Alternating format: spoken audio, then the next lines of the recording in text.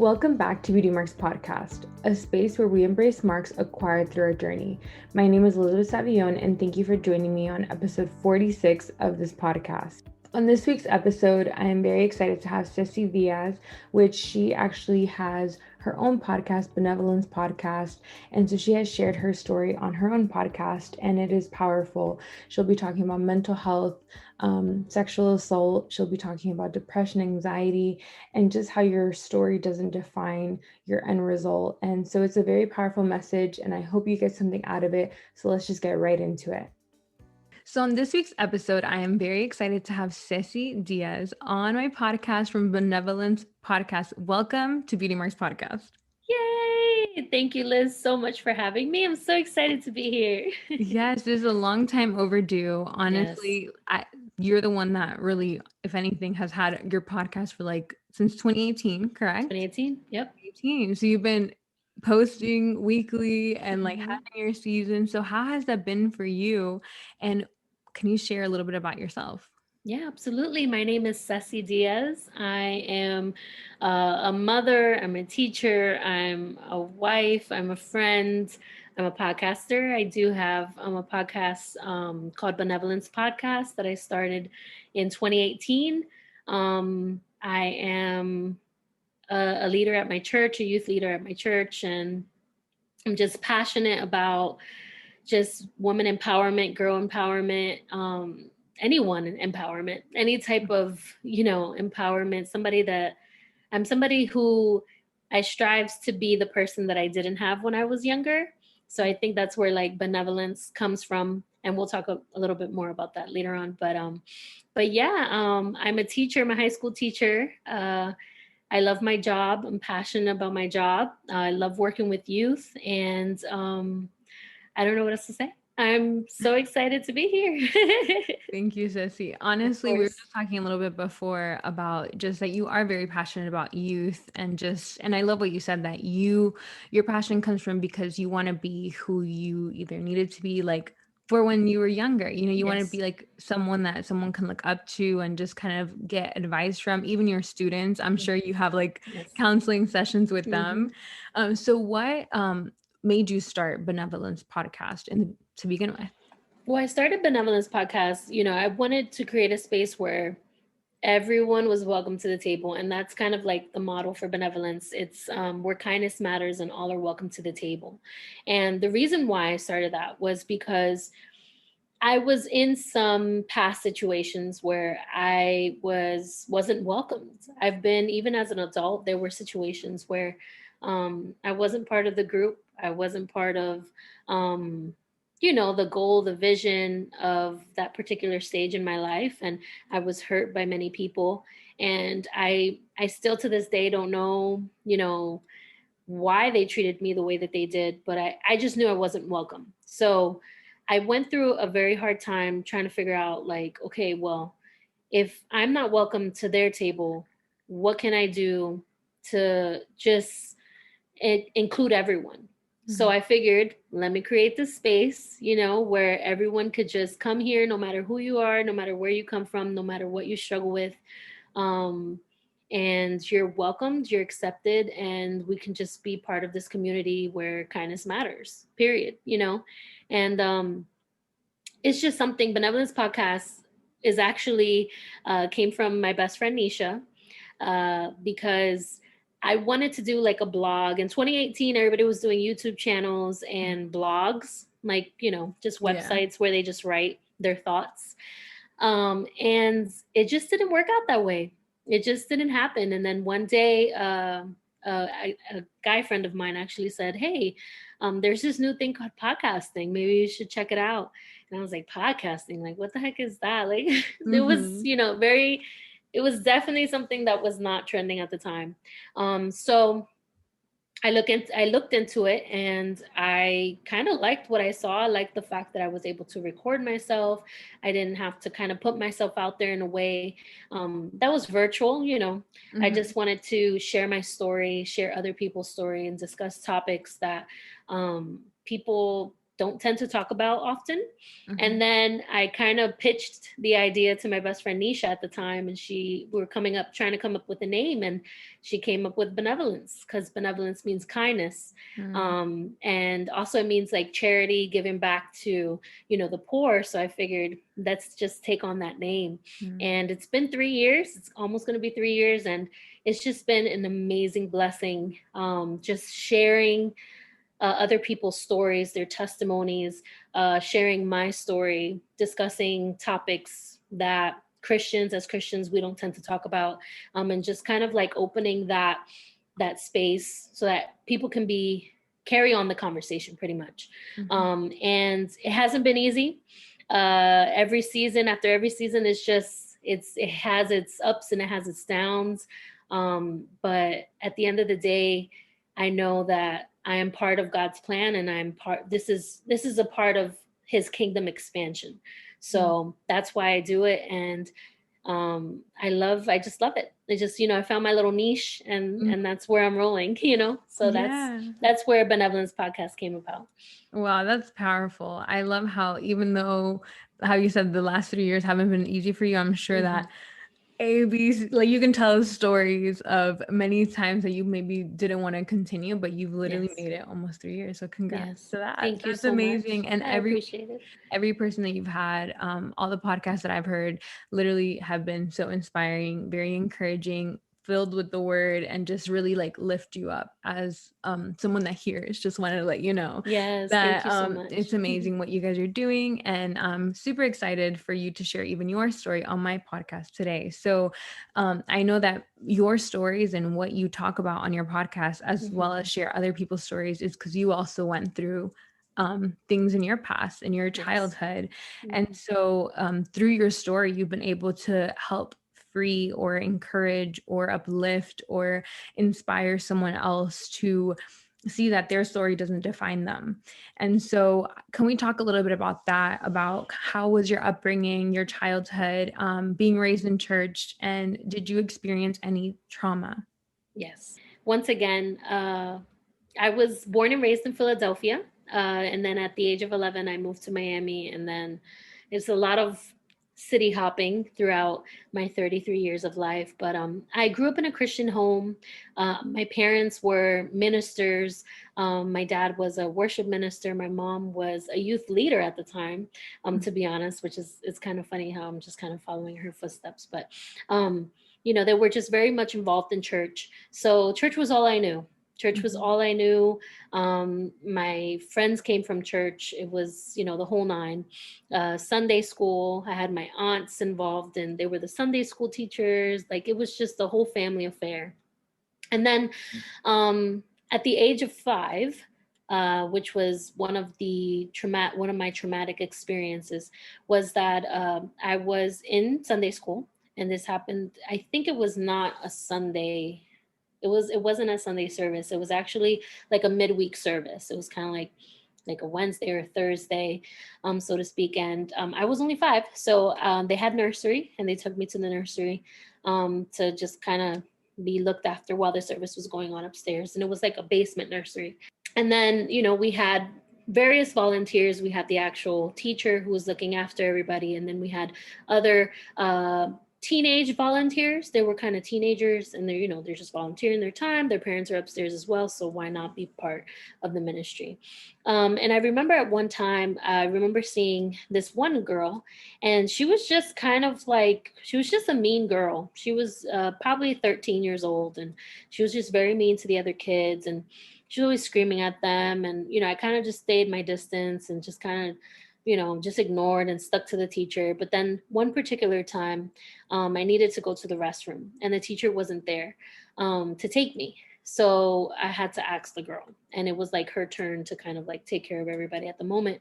So I asked to go to the bathroom, and at that same time, the teacher walked in. So she was like, "Oh, I'm gonna take Ceci to the bathroom." I'm only 5, like I'm not thinking anything. I just really need to go. So I wound up going into the bathroom, and I went into the stall, and I did what I had to do. And then right when I went to open up the stall, she kind of like pushed herself in. And then I was kind of like, what the heck is going on? You know, I can vividly remember, like, I was like, what is going on? Like, I was thinking maybe somebody came into the bathroom. She's just trying to hide in the stall. Like, Mhm. but actually she wound, from what I saw after, was that she had locked the main door of the bathroom, and then she began to touch me inappropriately.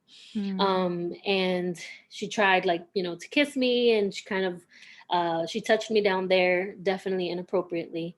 Mhm. And at the time, I honestly didn't know what was going on. Wow.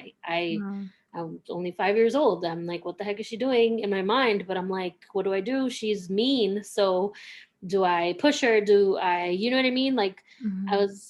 I literally seen her be mean to the kids. So I didn't want to get screamed at. I don't want to get, like, I didn't want to get in trouble. Yeah. So I kind of just let it happen. And then she was like, make sure you don't tell anybody.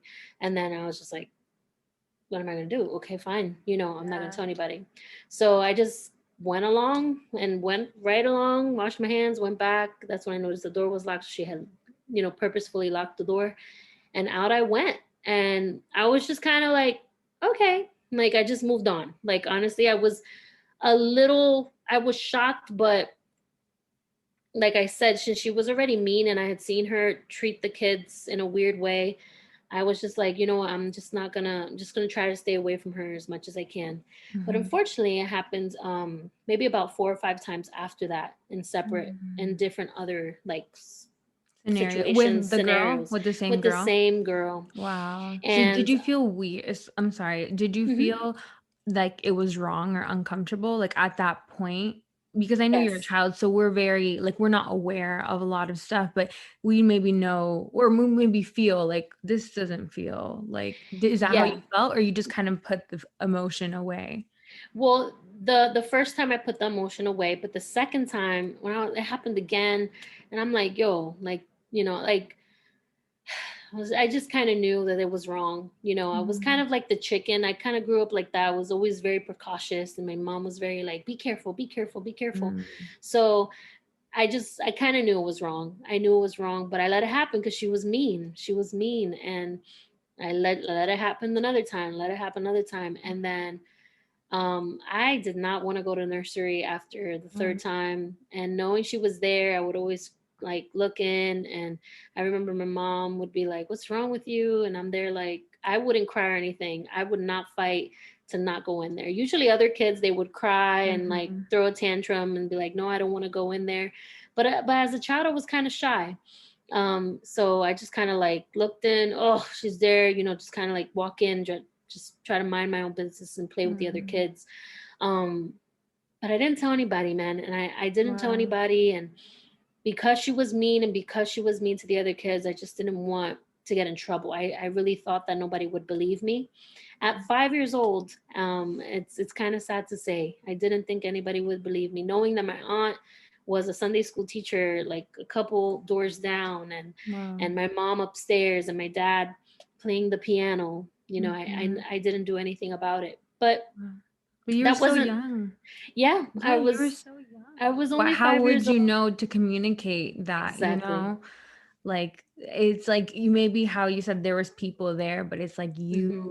you don't know. Like, you're like, "What is this normal? Is this not supposed to be happening?" Like, Hmm. that's a lot to process at 5 years Yes, old. So, absolutely. wow. And it kept happening. It actually happened again, not with the same girl. The girl kind of Mhm. disappeared off the face of the earth after about, like, a month or two. She kind of just never showed up again to church. Mm. And I was kind of, like, relieved. But then it happened again, like, around 7 years old, with another girl. And it was during a situation where, like, you're playing mom and dad, Mm. and you're like, okay, I'm the mom and you're the dad. And I know that she was a little older too. That's the thing. I was 7, I think she was about, like, 11 or 12 years old. And it was one of those things where we're visiting a family member, and then my mom let me go upstairs and play in the room, and I was just doing my thing, just playing with dolls with the girl. And then she's like, okay, let's just play mom and dad. And I'm like, okay, and not thinking anything of it. She's like, okay, you're gonna be the mom and I'm gonna be the dad. And then it was like, boom, it happened again. And she was Mm. like, and I wouldn't do anything in return. I was just Mm. letting it happen. And then it Mm. happened again. a couple other times with the same girl. So it just kept happening to me. And I guess I began to start thinking to myself, okay, why is this happening to me with only girls? Because, I grew up with uncles. They were kind of like maybe like 4 or 5 years older. They were kind of like in the same age range as the two girls that assaulted me. But I kind of figured, why is this happening with girls? Like, are girls attracted to me? Am I doing something that's making them want to do this to me? And that was kind of like my thought process the whole time. Why is this happening to me? Why are girls doing this? And that was just something that even up until high school, maybe even a little after in college, like I still had to like, I'm still trying to, I was trying to figure out why girls, why not boys, was I not attractive to boys? And then that's what kind of leads into my identity issues, because there were moments where I was like, okay, well, if girls did this to me when I was younger, then maybe it's because they're finding me attractive and they're doing like these things that I know aren't right. So I should start kind of behaving in a way where I'm attracted to them as well. It was kind of like that thought process, and it was just going back and forth. So I struggled with my identity for a while. And mind you, I'm still in the church. My parents are still serving in the church. My parents, at this point, at 11, I moved to Miami, Florida, because my dad got a pastoral role over there. So I still struggled with all of that. I still struggled with that. I remember having like little girl crushes, never would tell a soul. Not my parents. I was raised an only child, although I have a half sister. But I was raised an only child, so I wouldn't tell anyone, like not even my friends at the time, not even best friends at the time. No one knew. But that's something that I struggled with for a very, very long time. So just trying to find myself and trying to realize, like, and trying to just, am I supposed to be a lesbian or not? Am I supposed to be attracted to these girls or not? Because it just seems like, because of what happened when I was little, like, I don't know. It was like that. I was just back and forth, just trying to like fight this feeling that was going on inside of me. But that was pretty much the trauma that, led to not my insecurities, but my identity issues later on in life. So. Wow. Well, first, thank you so much for sharing that. Like that, I can't even imagine at 11 already having experiencing that. And then that would cause confusion in your identity of like, is this normal? Am I supposed to like girls? And that's usually something that, like how you said, like then affects you later on in life, Yes. So and now I want to go into how that affected you. So aside from your identity issues, did that bring up other things how you didn't deal with it? And you said that you didn't tell anybody. Did that affect you as you got into then high school, adulthood, and how did it affect you? Yeah, absolutely. Definitely after that. So I to kind of go back, once I was touched the first time, I'm gonna be completely honest to say that created a curiosity of my own body. And I began to feel certain things that I believe 5-year-olds shouldn't be feeling at the moment. And I remember that I started to explore my body, because already there was a feeling that had already been triggered. So from 5 on, I struggled a lot with, exploring my body in that way. I went into like masturbation a lot, just trying to release those feelings that had been, kind of ignited at a very young age. And then at the age of, if I'm not mistaken, at the age of 12, I kind of knew about sex throughout that time, but I didn't physically see an actual like sex act until like the age of 12. And it was the summer where I stayed in Philadelphia. in my grandmother's house. It wasn't in my grandmother's house. It was in another family member's house where they had the porn channels. And for some reason, it was just everyone was gone for that moment. They were either outside or upstairs, and I'm flipping the channels, and boom, there was Comcast. And it was Wow. back in the day when we had those little boxes. Yeah. And there was the first porn experience. And to this day, I'm 33 years old, and I can still vividly see what I saw on that moment, in that moment. Wow. Because And how was that for you? Because this is just a question for you. Were you mhm. ever talked about what sex was or No. anything like that from your own family members, cousins, anyone around you? No. Sex for us was like, it was kind of bad to even talk about it. Yeah. Like, because I was raised in such, like, it wasn't a strict environment. My parents, they weren't strict, like, they weren't fully, uh, like, we call it like raja, Yeah. raja. They weren't raja like that, Mhm. but that was just something that you just didn't talk about. You didn't talk about sex. And every time they did watch stuff, like, I would get sent away or my eyes would be Mhm. covered and stuff.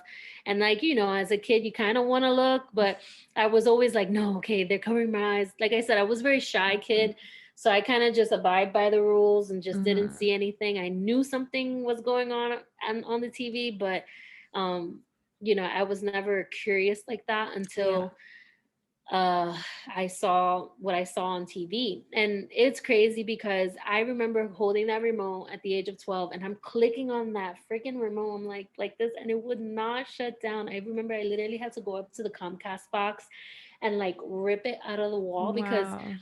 it wouldn't change. And I was so embarrassed, and I was like, oh my God, they're gonna ask, like, what happened? And I'm Mhm. like, what am I supposed to say? But thankfully, like, it wasn't that bad. My family member came back in and was like, "Oh, what happened?" I was like, "Oh, I took it out. I took the power out, because it wasn't working, and that was it." Mhm. But once I saw porn, that was it. That was what that graphic, that initial picture was Mhm. what I used to continue with my exploration with masturbation from that moment on. Before, I Wow. didn't have any of those visuals. I was just exploring the feeling from what those girls had done to me. But once I Mhm. had that visual of what it is and what was going on, I completely put everything together. And that's when I continued with my struggles with masturbation. And that's when the world of pornography was kind of opened up to me. And when I went back to Miami, we had a computer, and Mm. I was left alone in the house. It's crazy times, but I think back in the day, Yeah, our parents kind of, like, they kind of just definitely. left us home Like alone. 10, It was 11, you're like, good. yeah, it was like, you're good to stay home. So I remember a lot of the times, my parents would get out of work at 5, and I would get out of school at 3. I would Mhm. walk home, and I had the key, called my mom, "Hey, I'm home." She'll say, "Lock the door," and then I had like an hour or two to myself, and that's what I did. I would turn on, I just, it was like, it was just readily available to me. I just turned on the computer Yeah. and went to the site, and there I was, Wow. and And I was addicted to that. how did you know it became like an addiction? Like, were other people watching it that like you guys would talk about it, or it was kind of like something that you personally felt like in secret would do like every day? It was something that I personally did in secret every day, and no Mm. one knew. No one knew. Not my friends at the time, not my church friends. No one knew what I did. Not even my best friend, who's my childhood best friend, from Miami. Like, I'm sure she's heard my podcast, and she's probably Mhm. jaw dropped right now because, I never shared with anyone. It was a struggle that I went through myself. And at the time, I was like, this is embarrassing. A girl masturbating and addicted to pornography. I'm not going to tell a soul. And then she's still going to church, and and I knew it was bad. Like, that was like something like horrendous. Like, Mm. and since it wasn't spoken about and no one really talked to me about sex, I was like, oh, this is just So, terrible. I like can't the tell a worst of, soul. Yeah, like, yeah. this is the worst thing that you could do. Mhm. So I just kept it to myself, and I struggled for many, many years up until I met my husband. I struggled with pornography, and I met my husband when I was 23 years old. So Wow. So yeah. up until then, because I mean, I was raised very similar to you. Like that wasn't something that was spoken about. That wasn't something that you just don't talk about it. Like it's just Mhm. like we all know that we don't come here by accident like into this world, but we don't talk about the process. But it Yes. happens, and like in the bounds of when it should happen, or Mhm. like restrictions, or like protection, or like just the view of it. It can be Yes. very much like, I would say, like a culture of like, you just don't do it, and you don't know Just why you don't do it. You just don't do it because you're gonna end up pregnant, or you're gonna go to hmm hell. At least exactly. that's the Hmm. extreme that No, that were taught was to yeah. me. Hmm. And especially sexual sin, I feel like is we hear it, especially that when it comes to being gay, or lusting, or Hmm. fornicating, or masturbation, pornography. All those things are such a topic that like people cringe. And at least Yes. growing up, that's how it was. It was just like, oh, like Hmm. we're talking about this, like we don't talk about this, Hmm. versus other addictions that maybe like alcohol, smoking, other things that are so that still affect you, but they just are more out there. I would say, like Hmm. growing up, people would talk about don't do drugs, and we would watch videos on that stuff and all of that. But that's just more of an internal battle, which came with a lot of shame, kind of like what you're Yes. sharing. Like it was kind of like Hmm. in the dark. So what did you feel like helped you like kind of bring that to the light?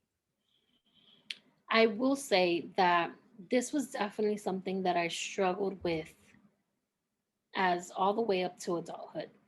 It Mm-hmm. wasn't until I met my husband, because even I had a previous relationship prior to my husband. And even with that, like we used to watch pornography together. Like it was a bad Yeah. relationship, but it was like we would watch together. And it was like he was addicted to it and I was addicted to it. So we were just, Mm-hmm. we were all in. Yeah. And we didn't help each other at all, and we went through a lot in that relationship. But I think once I kind of ended that relationship and I met my husband, I was like, man, this is the man of God that God has placed before me, and he's everything that I've ever asked for and more. And I want to honor him, and Mm-hmm. I want to honor him as a wife, and I don't want to continue with this burden, with this struggle. So I will say that it's been hard, but Mm-hmm. I did completely 100% surrendered it. I surrendered it to God. I was open with my friends at the time, which they're still my friends now because they've been lifelong friends since. And I was open with them and say, hey, I saw porn today, or I masturbated today, and they would, we were just accountable to each other growing up during the age of like 17 to when I met my husband at 23. And it was like, I guess through being vocal about it and having that accountability with my other group of friends. And when I met my husband, like I said, I wanted to honor him and I didn't want to bring that in. And I'm like, God, I need you to rip this out. Like, I need you to go in and rip it to the core. Like, I don't want roots. I want to give my husband all of me. And, I want to be faithful to him, even, even though it's not like a physical sexual act. I don't want to do this to him. I don't. So I remember through the first few months that we were talking and we were kind of dating. I'm like, God, I need you to help me. I need you to rip this out. I need you to restore me. I surrender it all to you, God. And little by little, it just the desire of wanting to look just truly started to reduce, and to the point where it kind of went away on its own. I think it was because I saw my husband. I wanted to honor him. I really did, with all of my heart. I didn't want to hurt him. I told him that I struggled Mm-hmm. with it, and up until that point he knew, and he did too. He was actually addicted to both as well. So because we were kind of transparent with each other during the dating time, we worked on it. We worked on it Mm-hmm. together, and it hasn't been an issue. It hasn't been an issue, and I praise God for that. I praise God for that. That He was able just kind of restore me. It wasn't easy. It wasn't something that, okay, God, rip it out of my heart. Yeah. I don't want to go, and I don't want to see porn. Like, you don't understand, like, to this day, like, you watch things on TV, things are still, Yeah. things nowadays are just so open. From shows, they show man parts, and women, they show women parts, and Yeah. and you see that, and you're like, that's still the struggle. That's still stuff that I was like, we still kind of like, oh, we gotta like fast forward it, Mm-hmm. because we know what we've been through, and we try our best to not watch things that kind of would open that door again. And we're just very honest with each other, and God has truly worked in my life in that area of masturbation and pornography. So I thank God for that. I think it's more being honest with yourself, being vocal, and finding an accountability partner who can help you and keep you accountable. And then it's a matter of just fully 100% surrendering, not leaving, not saying, God, okay, I surrender, but then picking it back up and like, okay, now I got it, like, and going away with it. Yeah. It's completely giving it to him and say, I can't do this no more. Like, Mm. you got to help me. And that, with that desperation and constant prayer and fasting and seeking God's face, I was able to overcome it. Wow. So I praise God for that. That's a Um, testimony in itself, yeah. just being able to. I want to touch on two things that you said because everything you're saying, I'm like, wow, like we need to touch on that. So before you met your husband, you were still struggling with Mm-hmm. that. Mm-hmm. How did, between the trauma from your childhood and then the pornography addiction, were you acting in a certain way, or like how did that reflect in your life? Like from both of those things, do you think it was just kind of like being in the dark of everything? Like, were you going through things within yourself? Because I know you've also shared about depression and things like that that you've gone through. Like, was that all going on at the same time, or were you kind of like masking it with something else? That was all going on at the same time. The pornography and masturbation, I did not speak to anyone about it. I didn't speak to anyone about it until I moved up here to Orlando at 17. Mm-hmm. And that's when I was, they my friends at the time, well, they're still my friends, but they were kind of dealing with it, and I was like, wow, they're being vocal, they're trusting me in this. I'm like, okay, well, I got something to tell you too, you know what I mean? And it was kind of like that, where we just kind of like opened the floor, and everybody, we all knew, and it was just, we were just being accountable to each other and Mm-hmm. praying for each other and being there for each other. But the pornography and masturbation, I didn't tell a soul. I had to tell my mom like 3 years ago, 30, when I started this podcast, that I struggled with all of Really? that. So she didn't Yeah. know about the also the abuse that you went through? Well, the abuse that no, she knew that, because that was very like, she knew. She hated my ex-boyfriend. She hated him. She did Oh, not want okay. me with him at all. Mm-hmm. And that relationship was definitely a turning point in my life as well, because that relationship was so toxic in itself that it pushed me to turn my back on God. I turned my back on my family, everyone. We were very verbally abusive to each other. It even got to a point where it was physically abusive at a certain point. And he had consumed my world. All the while, I'm still struggling with, pornography and all that stuff. I'm still struggling from anxiety and depression. Also, the depression really started from that relationship, because he controlled the way I had my hair, the way I dressed, who I spoke to. Like, it was very like, it was just very, very toxic. And eventually he left me for someone else, and I was kind of left with nothing. So at that moment, I'm still struggling with pornography. I'm having, a heartbreak. I'm struggling with depression, because I Mm-hmm. wasn't really being my true self in the relationship. And now that I had kind of turned my back on my family and friends, and I really had no one, even the friends that we were being accountable in the whole pornography situation, like, I turned my back on everyone in that relationship. And when I didn't have my ex-boyfriend anymore, I was left with nothing. Mm-hmm. So I went down a downward spiral. I went into, it was just one of the darkest moments in my life. And one day I was in college, and I saw a bottle of pills, and I drank the whole thing. It was my Wow. roommate's a bottle of pills, and that's it. I wanted to end my life. The pain was too unbearable. My ex-boyfriend was being a jerk, and after we had ended things, he was still trying to like get some on the side, and it Mm. was just really trying. He was really trying my emotions, trying to still control me, even though we weren't officially together, saying that he loved me when he was still with the other girl, and I Mm. just couldn't take the pain anymore. I couldn't. There was no one I could turn to, so I was like, you know what? Let's just end this, because I'd rather just be dead than continue suffering on this life. Like that was my whole thing. Wow. So I attempted to take my life, and thankfully my roommate came in once like a little bit after it happened, and she knew exactly what was going on. She saw the bottle and she saw me, so she rushed me to the hospital. I was Baker acted for a few days, and um it was one particular night where I was like, okay, God, like what happened to me? Like this is not Wow. who I Yeah. am. Mm. And seeing that I was still alive, because I had to drink a whole bottle of charcoal. I was gagging, throwing up, the whole Wow. nine. And Hmm. I had to be put into a psych ward wearing a bathrobe and no shoelaces, no nothing. I That's was with other people in a mental facility, and when I'm looking at them, I'm like, wait a second, this is not me. mm. I'm like, God, this is not me. This is like, you've been here with me, and I've completely turned my back on you. I've completely shut you out of my life, and I'm not supposed to be in here. So I Mm. just remember one night just crying out to God and just saying, God, I need a heart transplant.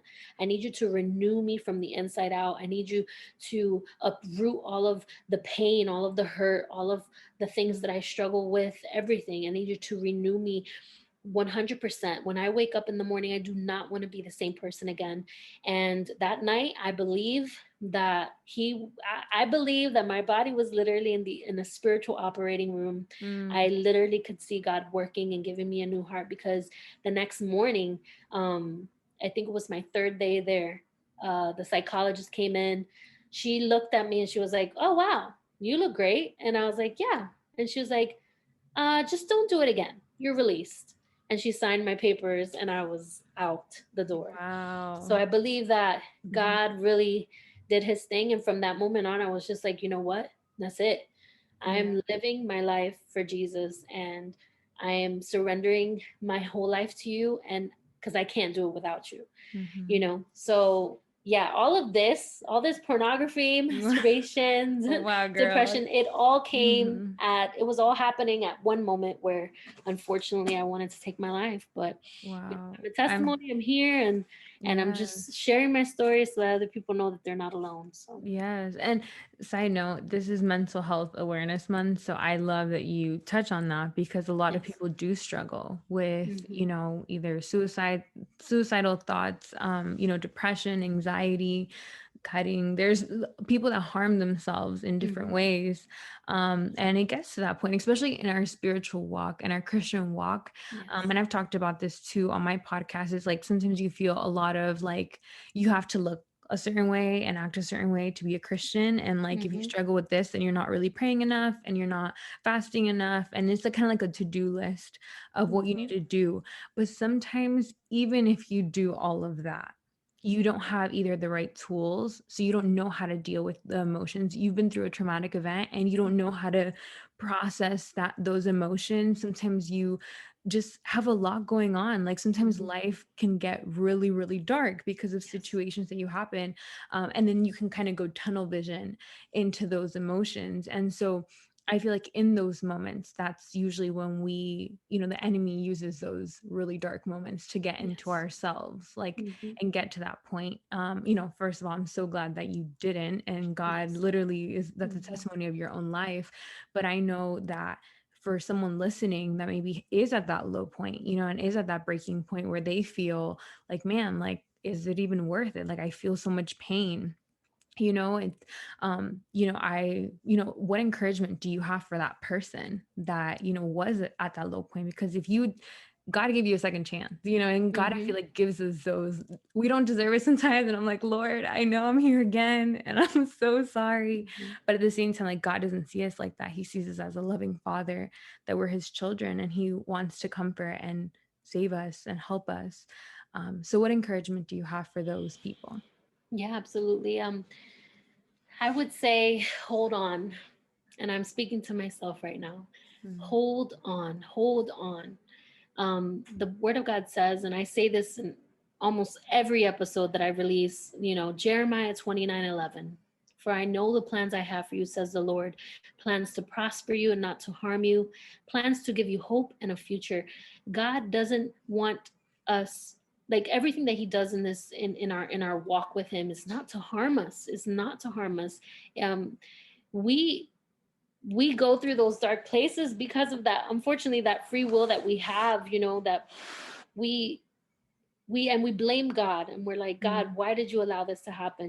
But a lot of the times it's us, and it's the enemy who is trying to kill, steal, and destroy. All he wants to Mhm. do is just to see us destroy, and he will continue to destroy, to try to destroy us with stuff that we've been through in the past.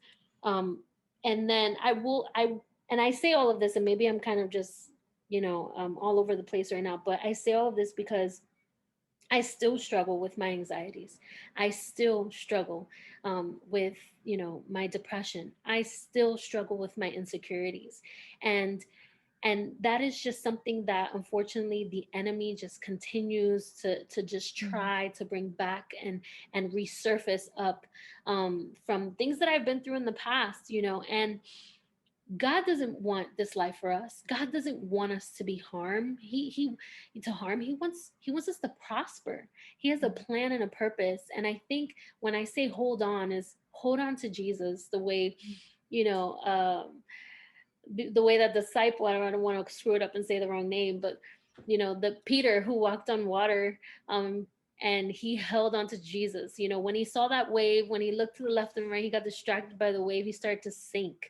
Mm. Hold on to Jesus. Keep your eyes on Jesus, and he will pull you through. He will pull you from drowning. Sometimes we feel like we're underwater. Sometimes we feel like we can't breathe. So sometimes we feel like we are overwhelmed with the situations that are going on around us. But if we just keep our eyes on the Father, he will be able to pull us out from any circumstances, and if you're struggling with depression, if you're struggling with anxieties, I will highly recommend to seek therapy. Sometimes we just need to get somebody from the outside in, and have a conversation with them.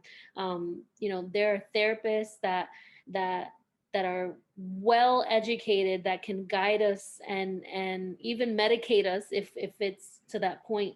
And I feel like as Christians, going to a therapist is a bad thing, or going or Mhm. seeking medication is a bad thing, but sometimes we just need to go to the science of it all, because Mm. there are things that need to be fixed in other ways. And it's not to say that God doesn't fix things, but sometimes we just need that person to talk to. And I would say find someone you trust, find someone, if you don't want to, go to that route. But eventually, I will say that therapy is going to be the thing. I told you earlier today, I had my first therapy session a month ago, and it's a new journey, something that I've been pushing aside. But I know that I still struggle with these things, and I'm not saying it's. And I like what you said, because a lot of people say that, oh, you still struggle because you're not up to date, you're not keeping your relationship with God, you're not Mhm. worshiping, you're not seeking, you're not fasting. But that's not the case. Like Mhm. there's actually triggers and things that happen in our lives that just just bring those things up to the surface, and we can really be in that black box, and we don't know how to um react to certain situations. And I struggle with that. So um the therapy session, I'll keep you guys tuned, and see how Yes. that goes. But that's definitely something that I would recommend doing. And I would also just say surrender to God, but surrender wholeheartedly. Don't just give him one piece of the puzzle. Give him the whole thing. Give him your heart. Give him your mind. Renew your mind daily. If your mind is what's constantly causing you to go into that downward spiral, ask the Lord to renew your mind. So that you can be confident, so that you can go on with your day. The enemy is out there, like I said before, to kill, steal, and destroy, and he will do anything to bring us down. But we have to focus on the promises that God has given us. And if he said that he has a plan and a purpose for our lives, plans to not harm us, but to prosper us and give us hope in a future, then we need to hold on to that promise and know that there is a plan. Our steps are ordered by the Lord. And if we wholeheartedly give our situation and our circumstances to God, He will help us through. So that's pretty Amen. much. Wow. So good. So good, Ceci. I mean, I'm honestly here with you into what you just said about that you still struggle. I still struggle with that anxiety, depression, insecurities. I still struggle with just my own battle within myself. Half of the time Correct. it's literally in myself that I'm going through just myself. So it's like at the end of the day, not feeling ashamed if you do struggle, even like what we talked about earlier, if you struggle with pornography, if you struggle with any type of thing that you either find an addiction or you feel ashamed about, or even lust, if it's fornication, whatever that might be. We're talking about this topic to bring it to light. What Yes. happened to you, Ceci, was not okay. It wasn't your fault. Yes. You didn't cause any of that. But as you said, the enemy from when you were young tried to get you in so many times to destroy you, to change the route and the plan that God had for you. But at the end of the day, until you got to that point of surrender, and that's a key thing that I would like you to just add on to, is that if someone is struggling with pornography, masturbation, as in their walk, and even before marriage and even during marriage, because I know that multiple things that we struggle with even before marriage just they get bigger when in marriage. So what encouragement do you have for someone in that situation, and how can they either kind of like deal with that maybe shame of like trying to hide it? I would say you have to find someone and talk to them about what you're going through. I think that's kind of like what worked for me, was being transparent and stop putting on the mask that everything is fine, and then in the hidden and behind closed doors I'm struggling with this hidden sin. I think it was definitely when I was able to hear some other people out and notice, hey, they're struggling with the same things I am. I felt more comfortable in sharing my current struggles, and with that, we were able to just be accountable to each other. So I would say definitely find someone who you can trust. If you can't trust anyone, then definitely go to therapy. Trust somebody that out there, who can definitely help you through this road. But for me, it was like a self-talk of like saying, stop being fake, Ceci. Stop being that fake Christian by, portraying that you are doing what you do, you know what I mean? Singing on stage, because I was in the worship team back in the day still, and, serving the Lord, and you're fine and 100%, but right when you get home, you're struggling. Stop being fake, take off that mask, be transparent, and get the help that you need. It wasn't until I was vulnerable and transparent that little by little God began to, just strengthen me. And it wasn't easy, but every day that passed by that I didn't look at pornography, I was stronger. So at first it's going to seem like impossible. Like, how the heck am I going to put my phone away and not go to a website? How am I going to do this? But every day that passed by that I didn't give in to that struggle was definitely a day that I felt stronger. And I will say, little tips and tricks: put your phone down and put it away, far away from you in the bed. Don't take out your laptop at a certain time. If you live with family, try to do whatever you need to do out in the open. Usually it's what tends to happen is when you have the laptop in your room alone, or you have the phone alone, that's where the enemy tries to take that moment. And that's when, you start get tempted to want to look. But I would say little tips and tricks of just try to stay with people, try to not put yourself in a situation where you would be tempted to look at a website or anything, because now everything's out there in the open. So yeah. And like how you said, those boundaries, like even with what you watch with your husband, things like that, that have helped you. And that's real, yes. because I feel like you would think that even when you're married, it's like it doesn't matter because you have someone to have sex Mm-hmm. with and you can do like this is just being completely real. But like Yeah. I think about that and like of what other stories that I've heard that people say it's like it's still something that like it's kind of like what you said, you still can struggle. Like it's still like a door you just don't open We because just you don't open. know that that's like slippery slope. Exactly. And I wanted to add on to what you're saying is we don't look at that stuff because we want to honor each other. Because when we are having sex, making love or whatever, like I want to be able to be completely 100% focused on my husband. You know, I don't want to have, because that's the thing. That's the whole thing of it all. Like when you're watching porn, you are thinking, those are images that stick in your brain. So it's like, when you pleasure yourself or whatever, you're thinking about what you just saw. And my husband and I, we don't go there because we want to be fully committed to each other, especially during the time of when we make love. You want to make sure that you're completely 100% focused on your spouse, so we don't open those doors because we don't want our minds to go there, when it's time to do the thing, you know what I mean? So we just try to protect each other, because since we know that we've both dealt with it, up until we got married, up until we met each other, we don't want to open those doors. So that's kind of like a boundary and a line that we just don't cross. Yeah, you're just not going to go there. No Yeah. matter like that's good. That's really Yeah. good. And thank you so much for sharing those tips. I feel like I have so many other Absolutely. questions, That's but okay.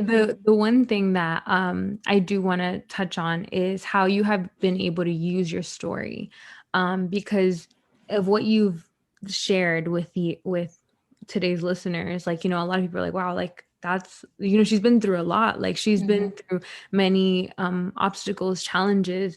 How were you able to turn this into now even having your own podcast that you're literally talking about your most vulnerable things, which is difficult, like putting it out there for other people to know, Yes. like, hey, so I've struggled with this, I've been through this is what's happened to me. Like, how have you been able to turn your story into like a testimony, pretty much? Like, Yes. how have you been able to do that? I feel like I've been able to use my experience and my story to help others by just being honest and transparent. I think that's what a lot of my listeners come from, and I'm sure your listeners come from as well. They like the honesty, they like the transparency, they like the vulnerability, knowing that someone else has either gone through the same thing that they've been through, and be able to be relational to them, relate to them. I think that's what really impacts the life of another person. Giving my testimony to others has been an easy way to share the love of Jesus. Like, this is being able to share my testimony is my form of of evangelizing. You know what I mean? By letting the world know that Jesus is my main character. Jesus is the main character of my story. And with him, I wouldn't be where I am today. So Mm. that is why, and that is how I've been able to use my story to help others, because I've been vulnerable, because I've been transparent. And it's definitely a tool for me to use to expand the kingdom of God, and show people that, God was the only one that got me through this. And if I was able to get through these tough times, you can do so as well. So, and he's continually working with me because I'm not perfect, but No, he amen. No, has done his honestly, thing. Ceci, you are an inspiration, and I truly admire you. And thank you so much for being vulnerable today, sharing your story, even talking about being vulnerable about going to therapy, like all the things that you just shared Hmm. today. Yeah. So where can people connect with you and follow Benevolence Podcast and all that you guys are doing this season? So Benevolence Podcast is available wherever you get your podcasts. Um, I mean, any search engine, anything that you use on your phone or your mobile devices, you can go ahead and just type in Benevolence Podcast. Right now, we're in our 7th season. I brought in my best friend with me on this journey, and she's just such a blessing. And we've been having a lot of fun talking about topics that that people don't tend to talk about and people can relate to, and always putting a little bit of Jesus in there, because that's what Benevolence Podcast is all about. But you can definitely search us up on Benevolence Podcast. We have a website, we have an Instagram, which it's our name, Benevolence Podcast. But just search us up and tune in. You can start from episode 1, season 1, or you can pick up where on season 7, episode 5, which is this week. But I just pray that every episode that you guys listen to will bless your life. So That's pretty much it. Yeah, so go make sure to subscribe, follow her, and thank you so much, Ceci, again for today's interview and just conversation. I know that you encouraged and blessed someone today. Amen. Thank you, Liz, for having me. Thank you so much. Thank you for joining me on this week's episode. It was a powerful conversation, just getting to hear her story and all that she's been through, and just the message of holding on. No matter where you are in your journey of life, mentally, emotionally, maybe life is a little crazy right now. I just hope that this message encourages you to hold on, surrender all, and truly seek out the help that you might need in this season of your life. So I really hope that you know that you are not alone, and you can always reach out to myself, making sure that you know that there are people out there that want to help you, that want to hear you. And yeah, so I really hope you guys have a great week this week. Make sure to subscribe to this podcast, share with a friend if this message has blessed you, and make sure to leave a review. I would really, really appreciate if you take 1 second to just leave a review on iTunes and just let me know what your favorite episode is, what you want to hear more of, or how it's been so far. We're almost hitting a year, so I would love to get to more reviews. And I hope you guys have a great week, and I will see you guys in next week's episode.